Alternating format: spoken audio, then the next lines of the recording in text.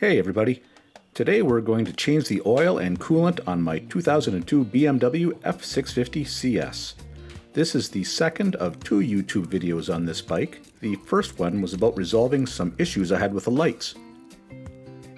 At this point, all the body panels have been removed and the bike is on my lift. It's now resting on the side stand. The oil drains out a lot faster if I remove the oil filter cap before I start. The drain plug is on the left side of the bike and the oil flows out with a fair bit of pressure. You've really got to be ready or it's going to be pretty messy. The drain plug seals with a copper washer. This one looks like it's been reused a few times, so I'm going to replace it with a new one. I keep a kit of miscellaneous metric copper washers exactly for this purpose. It's very handy. So once the tank is drained, I can put the oil drain screw back in and tighten it up. I don't torque these to any kind of spec, just tight enough to crush the copper washer and then kind of check it for leaks later. The bike can go back up onto its maintenance stand now for the rest of the procedure. Right there at the lowest point of the engine block is the drain plug. The corners look a little rounded on this one, definitely showing some wear. Still, it comes out easy enough with a 6-point socket just to be safe. It's always nice to have a magnetic drain plug to monitor your engine wear. Any metal that your engine gives up will end up here as the oil recirculates around it. It's okay to have a little accumulation as long as it's really fine and there's not very much of it. I'm not too worried about this little bit. Make sure the threads and mounting surfaces for the drain plug are well cleaned before you reinstall it. I like to keep my engines clean, and this one isn't up to my standards. I haven't had this bike very long, so I'll get to it. I just don't know if there's a small leak somewhere or if it's never been washed. But whatever, I'll wipe it down and I'll just plan a day of detailing when the weather gets a little bit better.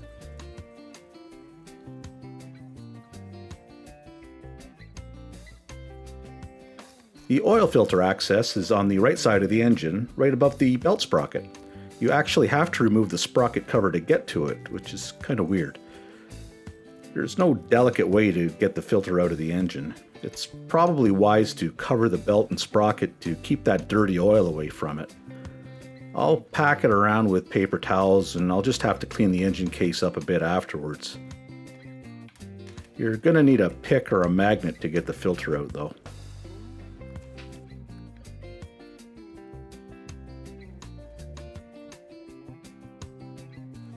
Once I've wiped out the little bit of sludge that's accumulated, it's pretty easy to put the new filter back in. There's only one way to put it back in, so there's not much to worry about here. Just make sure it seats properly when you push it in before reinstalling the covers.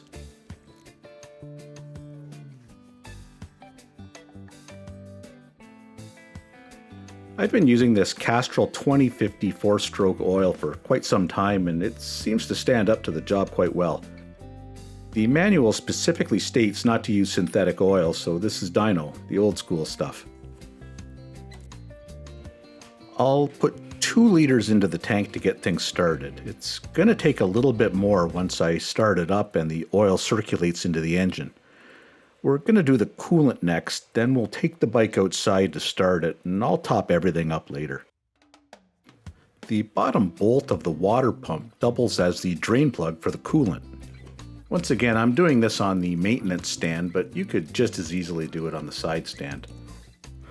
The radiator has to be drained separately. You just have to remove the bottom hose where it connects to the frame. There's not very much fluid in these engines, so this is really a pretty quick procedure. I noticed that this temperature sensor is just barely hanging on. Somebody's done their best to keep it in place, but I don't like important electrical bits being held in by cable ties. I've got a new one to replace it, so with the coolant drained, it should be a pretty quick swap. Before I can refill the system, there's an air bleeding screw that needs to be opened. It's on the right side of the bike, just above that brand new temperature sensor. You don't have to remove it, you just have to bring it out a few turns, then fit a hose to it to control the overflow. Now this isn't like bleeding a brake caliper, you can leave it open the whole time, then close it once it's full.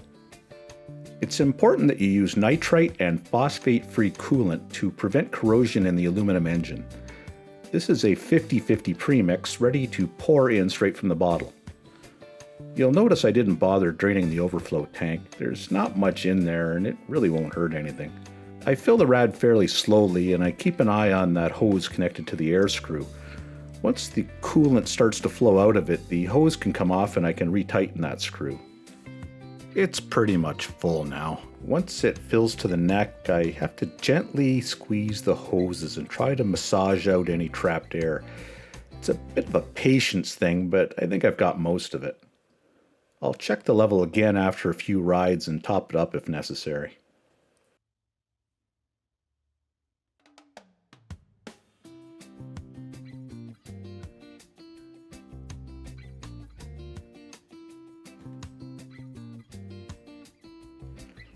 The last item on my spring cleanup is a new air filter. It's conveniently located on the left side of the bike, just tucked up under the main frame member. This old one doesn't look all that bad, but I've got a new one, so I might as well put it in. That way I know what I've got.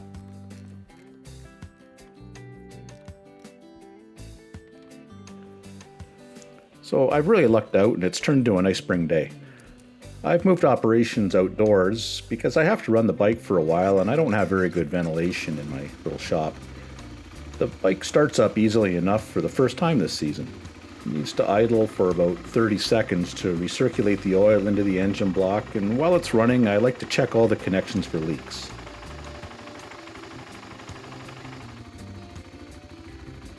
Once I've gotten through that first 30 seconds I can shut it down and I can safely add another 500 mils of oil. And then I can confirm that it's filled properly. Finally, with all the body panels back on, I can get ready to go for a ride. When I get back, I'll check the oil while it's hot and check the coolant when it cools down, probably just before the next ride. So that's it. With fresh fluids, we're ready for another season. As I said earlier, the prior video documents troubleshooting some lighting issues I had earlier that same day. So check it out, hit the like button, and subscribe if you like these videos.